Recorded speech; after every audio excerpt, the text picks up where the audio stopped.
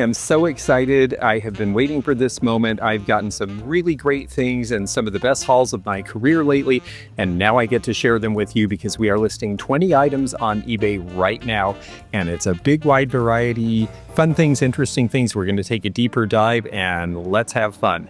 This is Mercury glass. It is silver, it is reflective, it is shiny, it is beautiful. It has a mirror-like finish. And if you're lucky, it's got a good plug on the bottom. In the 15th century in Venice, they made mirrors using actual mercury. Now, mercury is a very dangerous material to work with. It also was a big trade secret, and so you were forbidden to leave the island of Murano once the secret was told to you, under penalty of death. Now, a few hundred years later, in 1849, an English scientist came up with the idea of using silver nitrate instead. They were experimenting with silver nitrate to develop photography, and they caught on to the idea that they could coat glass with silver nitrate instead of mercury, which made it a lot less nasty to work with and created really beautiful double-walled glass. And that's why this plug in the bottom is so important, because if the seal goes, you will start to have the silver nitrate discolor. So you see a lot of old mercury glass that has specks in it, but this one is really perfect. It's in amazing condition. This one is bohemian. The heyday of this kind of mercury glass was between 1850 and 1880, because Victorians in the mid-Victorian period wanted lots of reflective things so that they had lots of light shining around the room. Well, then electricity came along and suddenly the fad was over because you didn't need shiny silver surfaces. You actually had overhead lighting that was strong and you could see all the colors in a room without having to bounce the light around. So mercury glass had about a 30-year heyday, and it's hard to find in good condition now. This one is really in nice shape. It has the enameling, and this is how we know it's bohemian. It's very similar to what the people erroneously called Bristol glass, decorated in enameling of that era. But this one's in terrific shape. The silver is all good and the paint is all good. This one's 12 inches tall. We're starting it out at $39. We have a buy it now of $79. The prices on mercury glass right now are pretty good. I think that's rather affordable if you like this style for your decor, and it is really sharp looking. And so we're going to drop this on eBay now. You can click the links below and see how these things are doing, and if you're interested, make a bid. It's really fun to be showing some things that have vintage appeal but are actually true antiques, and this next one falls into that category too. This is the Halls Excelsior Bank. And the Halls Bank was done by J&E Stevens around 1870. That was a company that started out making tools and hardware, and they ended up making a line of cap guns, and they were so popular that they quit making the tools and hardware at their Connecticut factory, and they started making toys. And mechanical banks were a big deal in the 1860s and 70s because they did fun things like this. This little guy pops up. He is actually carved of wood, which was a little different. Generally, these are all cast iron, but the head is wooden. And so the fact that he's in really good shape with all his paint is kind of a miracle, because you'd put your coin here and then it would drop in. And then you had to actually take a screwdriver to get it out. This one's in really good shape. There's a little bit of paint loss on the back here and a few little chips on the high points. But in overall condition, it is really great. It is not missing anything. It's not rusted. The little guy is in really good condition, and that is the piece that is generally not in good condition. Mechanical banks are a pretty big deal with collectors and have been for a long time, especially this original era. They were designed because they thought if we made it fun, children will start to learn thrift. They'll want to save their coins because they get to have a little fun every time they drop a coin in the bank. And pretty soon adults were having fun too. One of the most famous ones is Tammany Hall, which is a likeness of William Tweed, the New York Democratic councilman who was arrested in 1873 and convicted of embezzlement. That bank actually has a hand and it puts the coin in the guy's pocket. So mechanical banks were appealing to adults and children, and they definitely appeal to today's collectors. We're going to start this one out at a price of $59. They typically sell anywhere from 150 to several hundred, and it really just depends who sees it, because the thing that is good about this one is the paint is good and the figure is good. One with a damaged figure sold recently for about 135. So this is a fun piece, and we're going to see where it goes now. This is so beautiful, I wanted to show it next. This is RS Prussia. And RS Prussia is wonderfully made porcelain, and its heyday was the Art Nouveau period. Schlegelmilch, along with a couple of his sons who had successor factories, started his factory in the late Victorian era, but it wasn't really popular in the United States until 1894, when we finally made tariff agreements where we lowered tariffs with other countries. Germany took more of our products and we took more of theirs. And that's when finally RS Prussia was able to get a New York firm to be their importer. Of course, part of the arrangement was they had to have the country of origin on the back. Well, at that time, Prussia was still a royal section inside the country of Germany. Germany really didn't form from all of its kingdoms and its feudal state until the 1800s. They were a little behind the rest of Europe in that way. So the RS Prussia mark is what we look for. And this mark was used through about 1910. This is such a pretty line of porcelain. They did lots of various molds. They did all sorts of things that were Art Nouveau. This one has lotus flowers on the edge. It is a combination of hand painting and decalcomania, as they called it, which is transferware. And they had just figured out, thanks to chromolithography, how to get really, really beautiful, vibrant colors in the transfer decals. So instead of having to hand paint if you wanted multicolored wear, well, now they could do it using decalcomania. This is a nice example. These used to sell for about 3 times what they sell now. There were reproductions in the 1980s and 90s, and if you look at the reproductions, they do not have the proper mark, so you won't be fooled. They're also not as light and as translucent as RS Prussia is if you hold it to light. And so all you have to do is feel a few of the old pieces to know the difference. But it really scared off collectors for a while, and because of that, the prices came way down. Now these beautiful porcelains like this one will probably sell somewhere in the $60 range. We are starting it out at just $9.99. So we are wanting to send this to a home either with a current collector of RS Prussia or a new collector who recognizes the beauty in these things. Our next item is very small, but very cute and very colorful and absolutely vintage. These came from a gentleman who worked in NBC studios in California.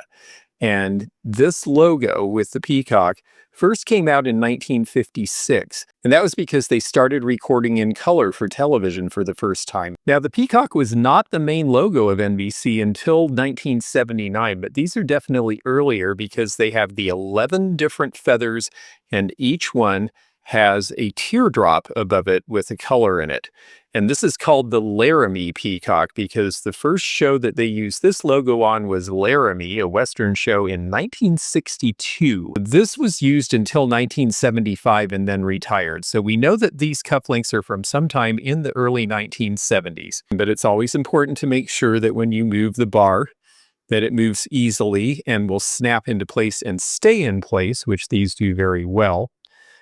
And that way they won't fall off your French cuff shirt. There you see the back, and it has the NBC logo in it. That is the snake logo. And that was retired along with the Laramie peacock at the end of 1975. They switched to the blue and red N logo.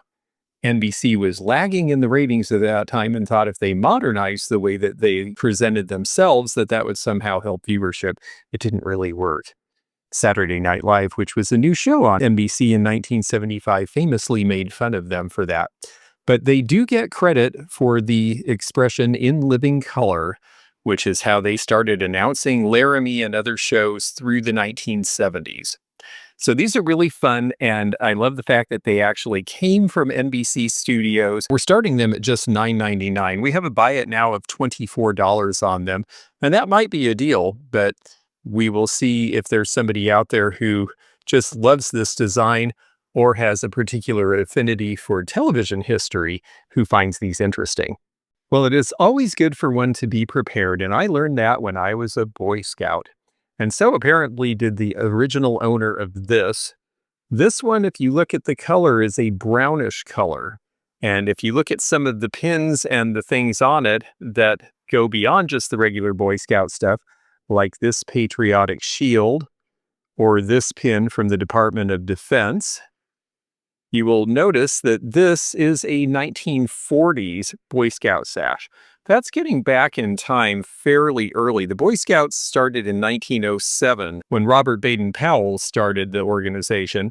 And by 1910, there was definitely a sense that with more urbanization and a lot of immigrants moving to the United States, there needed to be some organization to encourage young men to embrace patriotism and self-sufficiency, because the perception was that those qualities were being lost. And people in the progressive era were very concerned about that and the fate of the country if that happened. And Teddy Roosevelt in particular was a big proponent of the Boy Scouts when they started in 1910 in the United States. The collectability of these older pieces has to do in part with the merit badges and some of the rank badges that are on them. You can tell this person got up to being a Star Scout because they have the star logo with the loop underneath. They also have some of the pins, including the Be Prepared, which is second class, and then some of the higher end ranks. And then they have merit badges. And we know these merit badges are type C, which is 1936 to 1946, because they are the color they are, and they have a very narrow band. And so there's merit badges for cooking, for firekeeping, for first aid, for public safety, and other pins and badges that make it interesting, including the Boy Scout pin. And this is from Santa Monica, California.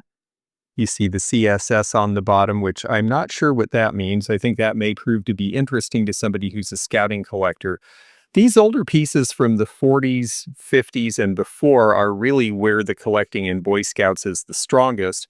Scouting has changed a lot in recent years, and part of that has to do with the fact that fewer people are sending their kids into Boy Scouts. But when I was a kid, most of the people I knew were in Boy Scouts, and I certainly was. I loved the hiking. I only got to first class because I could not tie knots to save my life. A piece like this, especially with the Service Sea Scout pin here, could potentially go for as much as $150. We're going to start it at a third of that at $49.99. And we will see who has nostalgia for scouting these days. Next up is something I'm really excited about because I'd never had anything by this company before. These are Kenton Hills porcelain. It has a nice logo on it that you'll see right there.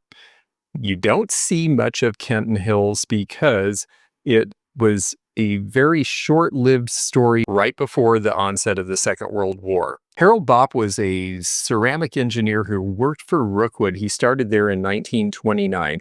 He watched the firm slowly get more and more weak in the marketplace through the Depression. He could tell they were heading for bankruptcy, and he went to the management and said, we need to start making things and wholesaling them to major department stores to stay in business. Well, the company had always been very focused on artware, and they didn't want to do that. And so he quit, and he took a number of the Rookwood staff with him across the river to Erlanger, Kentucky, right across from Cincinnati, where Rookwood was made, and he started Kenton Hills. They designed a whole lot of molded pieces that definitely have a similarity and kinship to the Rookwood molded pieces of the same era. He went to Gump's department store, Tiffany's, Neiman Marcus, and he offered to sell them these pieces at wholesale, and they said yes. So he was on the right track. Meanwhile, by 1941, Rookwood had filed for bankruptcy. Kenton Hills, on the other hand, got a lot of orders their first year. They ultimately made between 10 and 15,000 pieces, which is not a lot, but they were only in business for about 2.5 years because the Second World War started, and all of a sudden, a lot of the chemicals that were needed for the glazes and the other materials they needed were in short supply because of war restrictions. And because they were a new company, they didn't have a backlog of material to work with. And so Harold Bopp saw that the company was going to peter out because of lack of resources, and he took a job with Corning. But in those short few years, they did really wonderful pieces that are really well molded, just like the Rookwood pieces that they had made across the river. Look at the detail in the turtles, and the color is fun. He's climbing a rock. There is just so much to this. It's nice that these have the original labels. They also have a mark on the bottom that is a little bit different. So if you find them without the labels, you might not recognize them if you don't see this mark. A stock number, the company logo, and then the JB, which is the designer involved. These have been weighted. They poured some sort of a filler in here so that they would be used as bookends, because of course they were made for that. In the process of doing that, one of them internally developed an ever so small spider crack right in that flat area that you see. And it's so small that now I'm having trouble seeing it. But I just want to disclose that because Kenton Hills never sold any of their seconds. They destroyed them. And so the fact that this has a small flaw is something that was done at the end of the manufacturing process or afterwards by somebody who decided to put weight in them. It does not seem to have affected it, and it's barely noticeable, as you see. And so these should sell for a pretty good price because you just don't see very much by this company. And the people who collect Rookwood are very interested in this because it is an offspring of their favorite pottery. And the people who collect Kenton Hills, including the Speed Museum in Louisville, Kentucky, are interested in getting more pieces because it just doesn't come up. In all the years I've been doing this, this is the first time I've ever owned anything by them, and maybe only the second time I've ever seen anything by them. So it's scarce, it's interesting, it's a good part of pottery history. We are starting them at just $79. I'm not putting a buy it now on these because they come up so scarcely. I don't really know what the potential is. I know if they were Rookwood, they might go for 200 or more. So we're going to find out now. Some of you lucky folks who have leisure time get to travel by railroad, and it is a fun way to travel, especially if you can get a sleeper car these days, because railroad travel obviously went away mainly because airline travel was so much faster. This is from back in the heyday of railroad travel. This is a New York Central small rectangular tray, as they call it. It's about 9 inches. That logo in the center is the DeWitt Clinton. That was the first steam engine in New York, the fourth steam engine in the United States in 1831. And so the New York Central, which descended from those lines, wanted to commemorate that for its centennial. So in 1925, in anticipation of that, they contracted with Buffalo China and Syracuse China and had these pieces made. This one is a Buffalo China mark. You see the New York Central lines. It's in really great shape, no scratches. It looks like it was barely used. It must have been at the bottom of the pile, or it was one that was made near the end of production. This pattern was made from 1925 to 1951 and then replaced with things that were more modernist at that time. The New York Central Railroad was a major important railroad for many years, for over a century. This would have served on their main lines between New York and Chicago, St. Louis, and Boston. And that was where a lot of the passenger traffic in the United States was at that time. In fact, the New York-Boston route is one of the few that is still highly profitable for passenger railroading. The loss of passenger traffic really decimated a lot of the major railroads in this country, particularly on the East Coast, where passenger traffic was a bigger part of their business because everybody lived so close and fewer people drove. And then the arrival of the interstate highway system meant that trucking was competing with railroads in a way it never had. The railroads really were down on their luck. And so in 1968, the New York Central and the Pennsylvania Railroad merged to become the Penn Central Railway. And 3 years later, they collapsed in the greatest bankruptcy in American corporate history up to that time. So it was a very bitter end to a very storied railroad. And so the railroad china and the other ephemera from that are nostalgic to people who either remember those days or enjoy model railroading or just like good quality china, because this cafe ware, it's really well made. It's very heavy. It's very substantial. I know a lot of people who have children or grandchildren collect this because they're not afraid to use it around their kids, because you can drop it on the floor and the chances are it probably won't break. So we're going to put this one out at just $9.99. I suspect it will sell for about 5 times that. But I haven't seen one of these pieces offered at auction for quite a while, so we will see where it goes. In wartime, the government does crazy things because they panic. And one of the crazy things they did at the end of the Civil War was to give Nevada statehood, and that was in 1864. No offense to you Nevadans, it all worked out great. We're glad to have you. But in 1864, fewer than 40,000 people lived in Nevada, which was below the threshold that was required to get statehood. But it was a week before the 1864 election, and Abraham Lincoln was concerned that he might not get reelected, and he needed every vote that he could get. So they gave Nevada statehood really about 40 years before it should have qualified. And part of the reason was because they had silver. And the government then authorized that a mint be built near the Comstock lode, which was the greatest silver strike in American history at that time. Now, the Carson City Mint, it didn't make its first coins until 1870 because the Civil War took all the money out of the economy. But here is a Morgan dollar from 1878, the first year of the Morgan dollar, and below that wreath, you will see the letters CC for Carson City.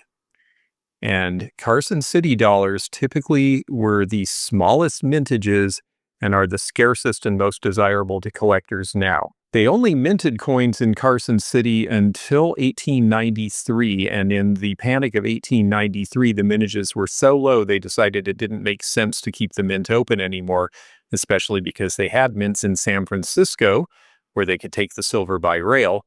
So they shut down the mint, and it eventually became the Nevada State Museum at Carson City. The Morgan dollar is a beautiful coin and perhaps the most quintessential coin of American coinage for collectors. It's the one you see depicted on the most coin books, and it has the wonderful eagle on the back. This is in what they call very fine condition. Condition has to do with how much wear there is, and value has to do with how much wear there is relative to the scarcity of the piece. This one, you can see the feathers pretty well in the chest and in the wings. They're a little bit flattened from wear. On the front, you can read Liberty well, and you can see her hair ornament as well as the detail in the hair. So this is what they call very fine condition. It means it was circulated. It means it's not perfect, but it means it's a lot better than average. And because of that, this is a fairly valuable coin. Now, in honor of the craziness of the Carson City Mint having ever existed, I'm going to do something crazy and put this out at just $9.99. And why would I do that? Well, coins are the most fluid market, the most widely collected thing amongst all collectibles in every category. And because of that, and because it has intrinsic value for silver, we know there will be bidders on this. It is pretty much a guarantee that you will sell a coin if you put it on eBay and you list it accurately and fairly, and it's a nice older American coin.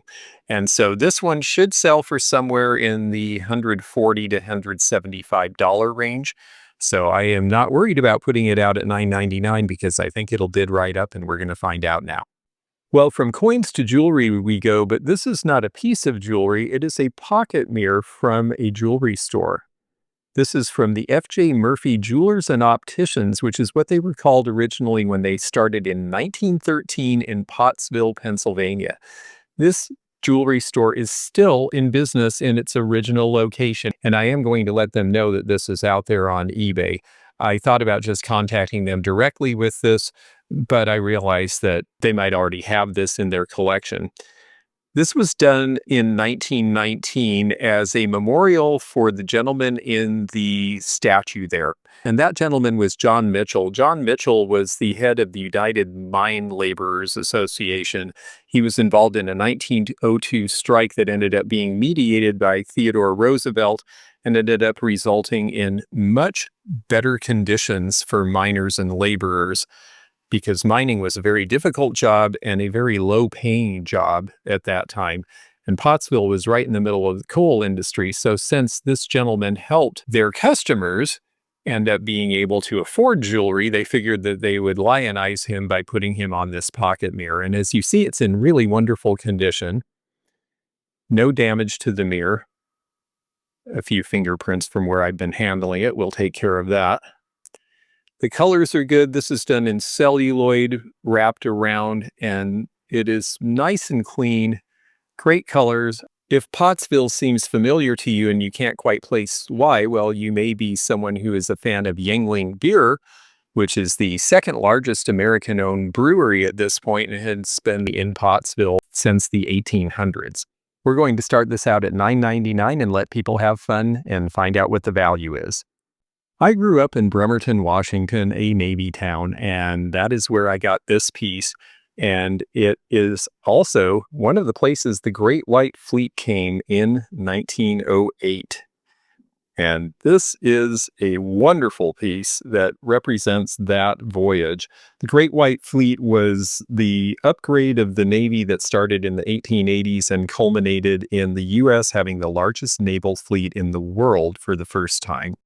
And the purpose of the Great White Fleet sailing around the world was a goodwill gesture, but also to project American power, because this was shortly after we had taken over possessions in Guam, the Philippines, and other islands around the Pacific and the Caribbean. And we were definitely sending a message, as Theodore Roosevelt liked to say, of walking softly and carrying a big stick. And the Great White Fleet was a demonstration of the big stick.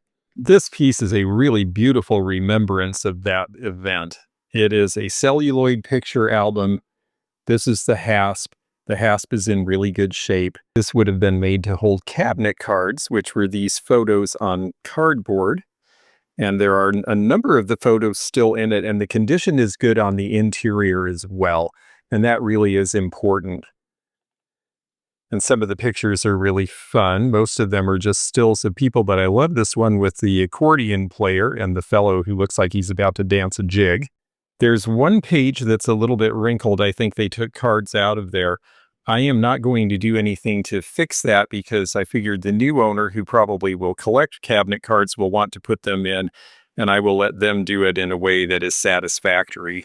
The cards should flatten that out. The important thing is that there's no rips or tears. There's nothing loose or missing. The felt has aged. It's darkened, but it's still in pretty good condition overall. The only thing that is not in original working order is that this was originally a music box, which is really unusual with these. And the music box is there, and it shows the songs it plays, but the music box is a little bit overwound because somebody didn't obey the notice that said turn slowly and not too tight. But I figure I'm going to leave it as it is.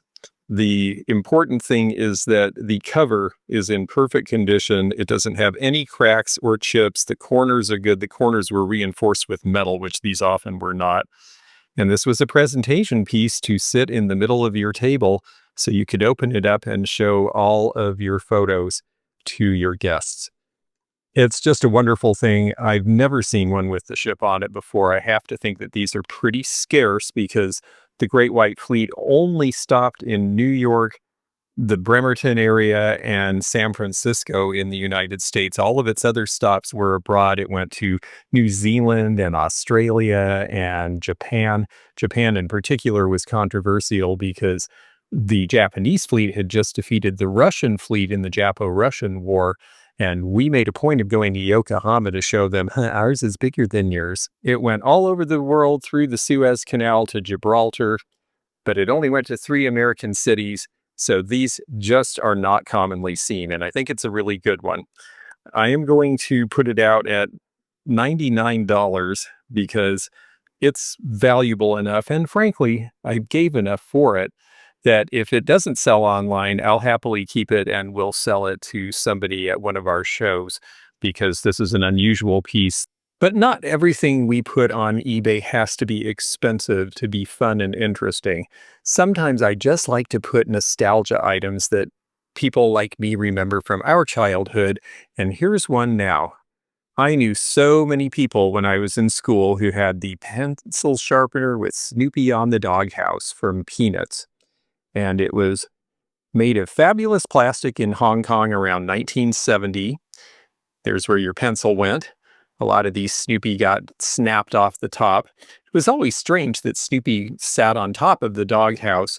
But Charles Schulz said that the reason for the Snoopy character was he figured dogs had a pretty boring life, but he could express this whole fantasy life in the dog's head.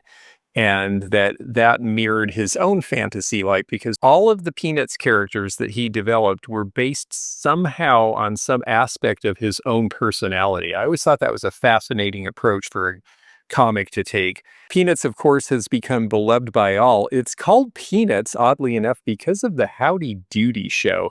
Peanuts came out in 1950. It had been called Little Folks in the St. Paul newspaper, and in 1950, when Charles Schulz went to syndicate it, the syndicate said, oh, we're going to call it Peanuts because on Howdy Doody, the little kids are called the Peanut Gallery. Charles Schulz hated that it was called Peanuts. He did not approve, but they said, if you want the deal, it's going to be called Peanuts, and that's where the name came from. He thought it didn't make any sense because there was no one named Peanut in the strip, but we all know it as Peanuts now, so I guess it turned out fine. Peanuts ran from 1950 to 2000 when Charles Schulz passed, and is still a very beloved cartoon, not just with my generation, but with generations of children all the way to today, thanks in large part to the success of the Charlie Brown Christmas special. Peanut stuff is cool. It doesn't sell for a ton. It's not an important antique. It's a fun vintage item that I think someone will really delight in seeing again. And we're going to put it out at just $4.99. They typically sell for about $10. And while we're on the dog kick, this is Pip Emma, as it says on the label. This is by Hagen Renaker. Hagen Renaker, we pronounce it Hagen Renaker.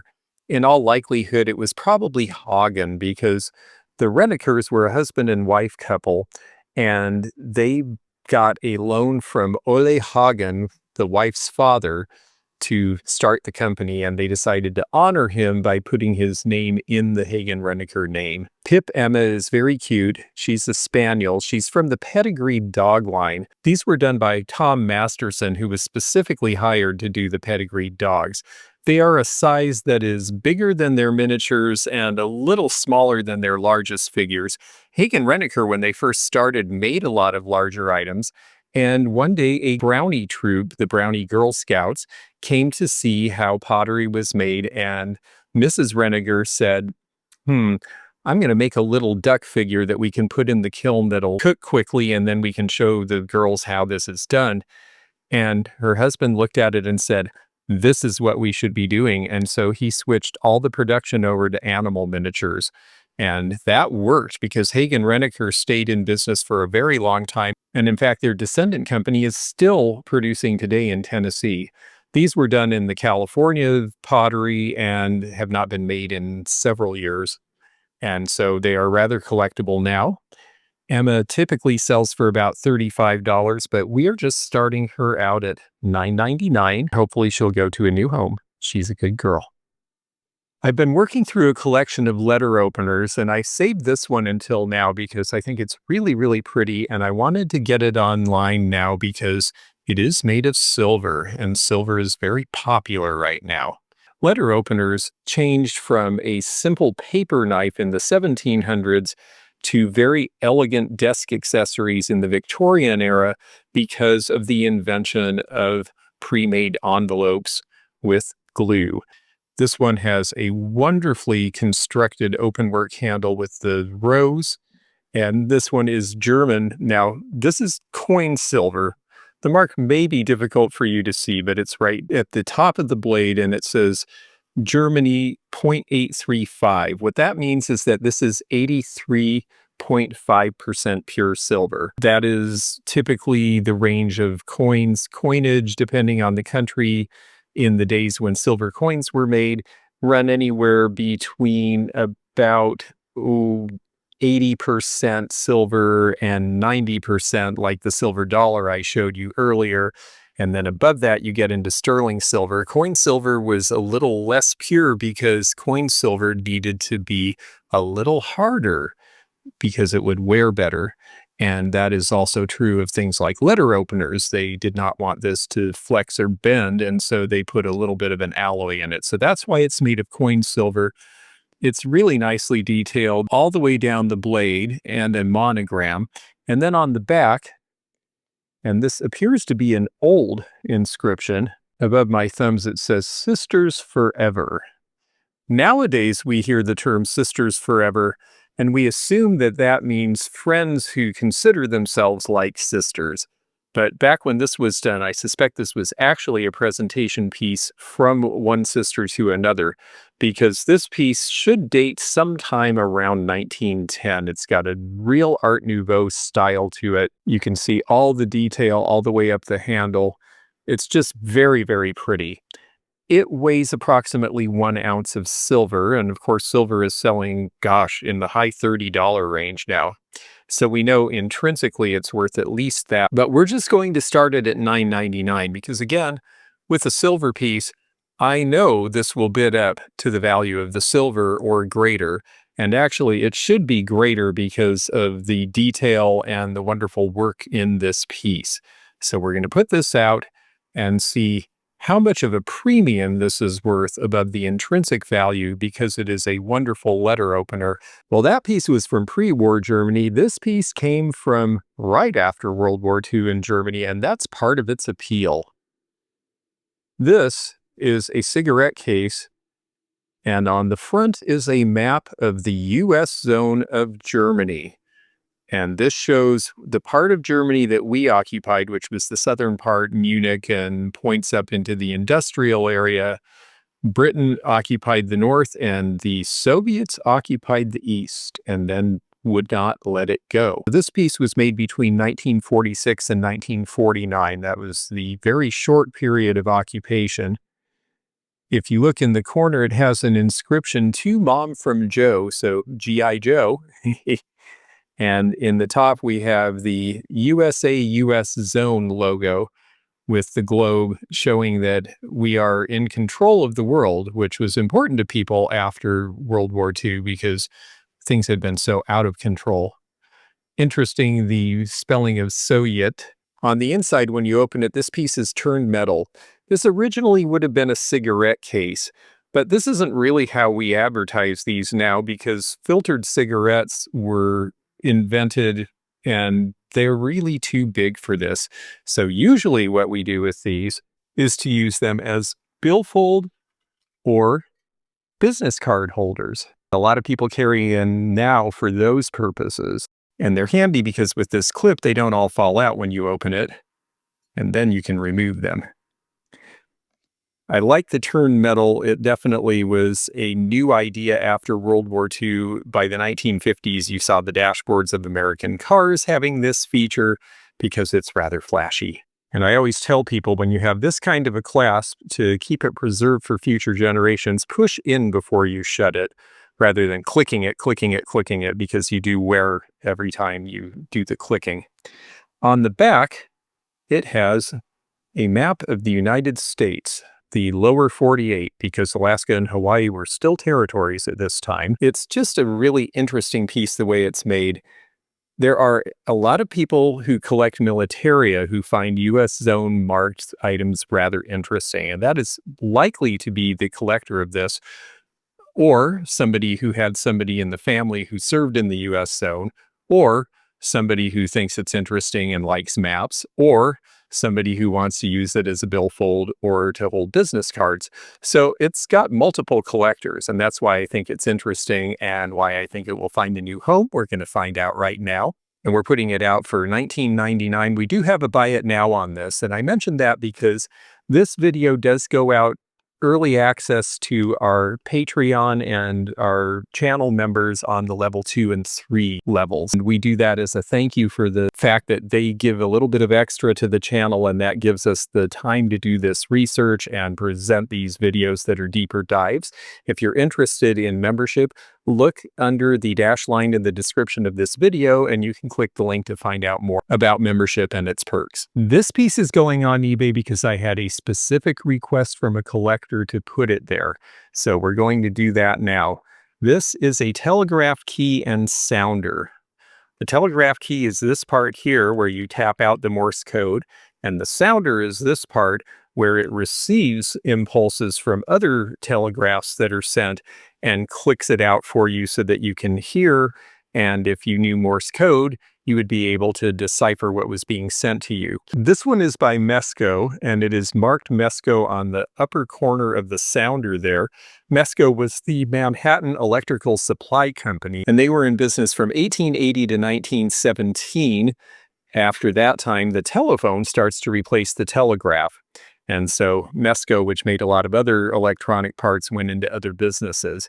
This one you can tell is from about 1900 because even though it's a rather utilitarian piece, it has this pinstriping. See the gold that's painted on there? That was something you see around 1900 as an extra decorative item on cast iron pieces. Everything just got a little bit of extra back then. This was invented by Samuel Morse in 1844, along with Morse code, because he realized, yeah, you can send these clicks, but we've got to be able to interpret them on the other end. It changed everything. First of all, telegraph poles popped up all over the country because they had to be able to send this electrically. But also, for the first time in human history, you could have direct communication with other people in long distances. In fact, when I mentioned that the state of Nevada got statehood very suddenly right at the end of 1864, the governor of the territory had to spend the equivalent of $85,000 in current dollars to send the telegraph, telegraphing all of the details of the Nevada Constitution so that Congress could approve it and ratify their admission as a state, which I believe happened on Halloween. So the telegraph, a very, very important thing in the development of world history, let alone American. This one's in really great shape.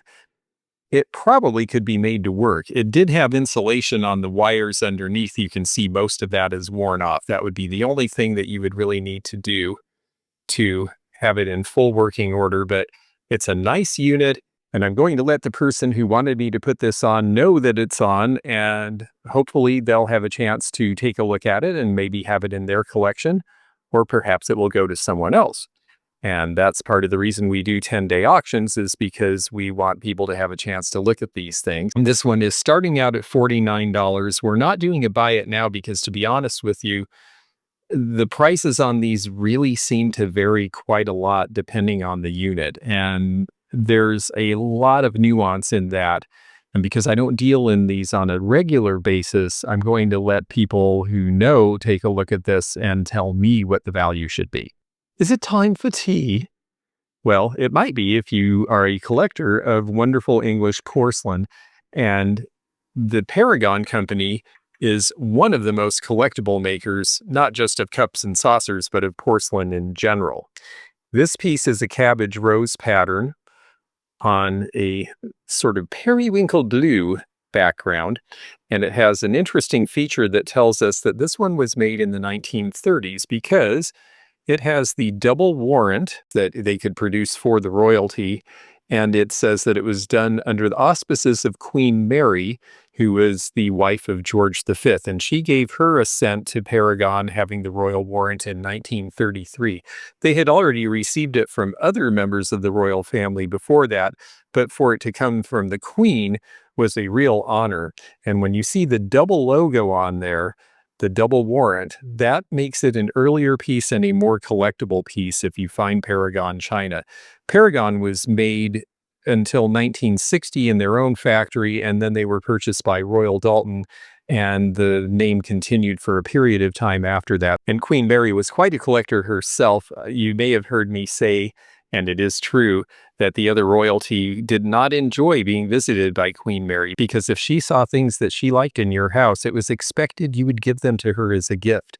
So you hid all your heirlooms before Queen Mary came to call. Queen Mary is not with us anymore, but the cup and saucer is, and it's a very pretty piece with great contrast. Prices on these really depend on the patterns. This one we're starting out at $9.99. I've seen this pattern sell for around $35. Some of their patterns I've seen sell for $135. And if you needed a pastime during your afternoon tea, well, in 1897, you could get the Game of Famous Paintings. This one is done by the Cincinnati Game Company. It's in great shape overall. There is one little stain on the bottom of the box there. And for full disclosure, one small little tear there. But the box itself has held the cards very nicely, and the cards are immaculate and crisp and unbent and in really great shape. And they do show some of the famous paintings of the time and earlier times. It also has the original instructions in a booklet inside, and it does show a lot of works of the great masters.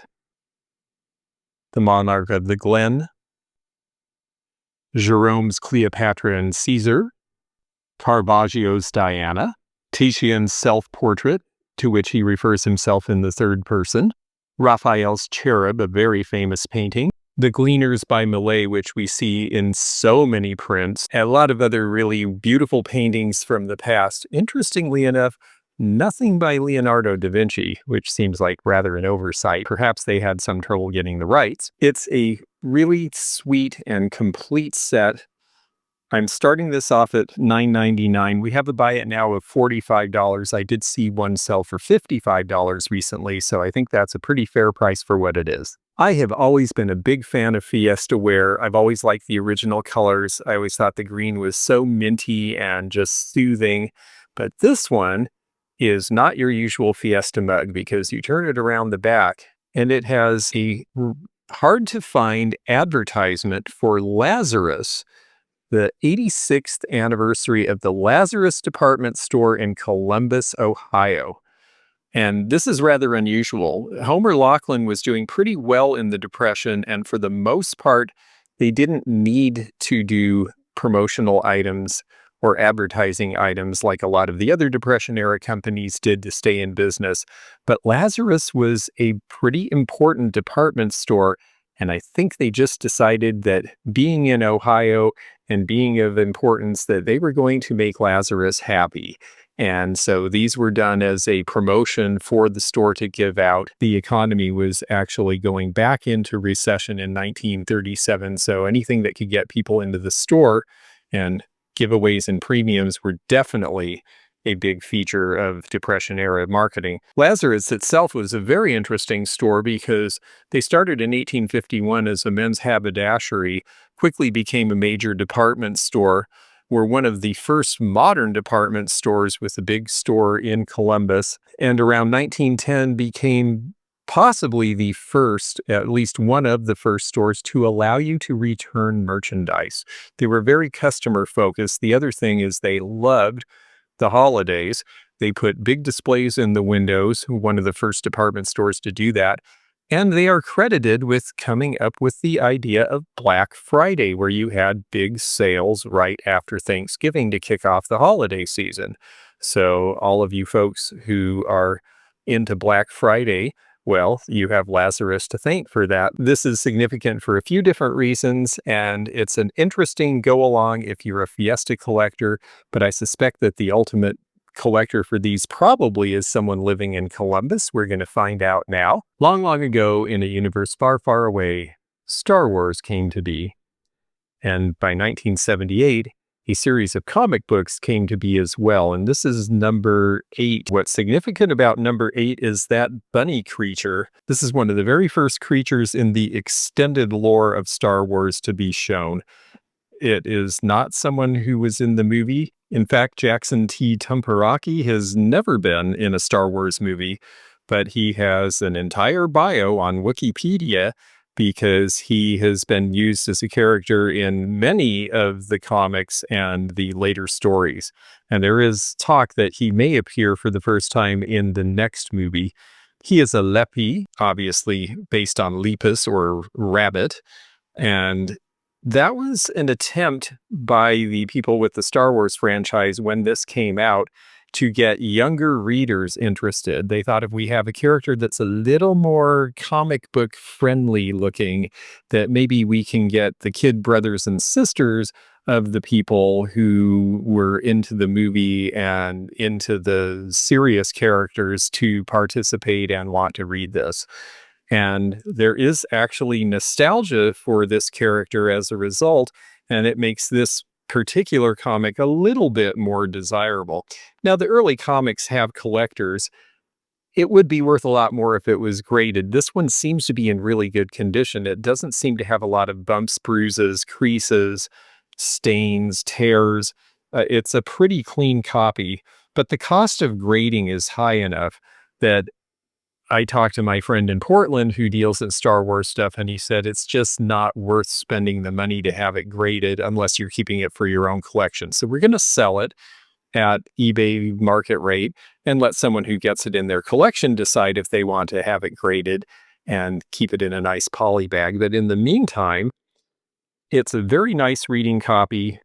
The colors are all in good shape, and there's wonderful ads for how you can get in on the profits in small engine service and repair, and how you can subscribe to the superheroes, but also, of course, the main story.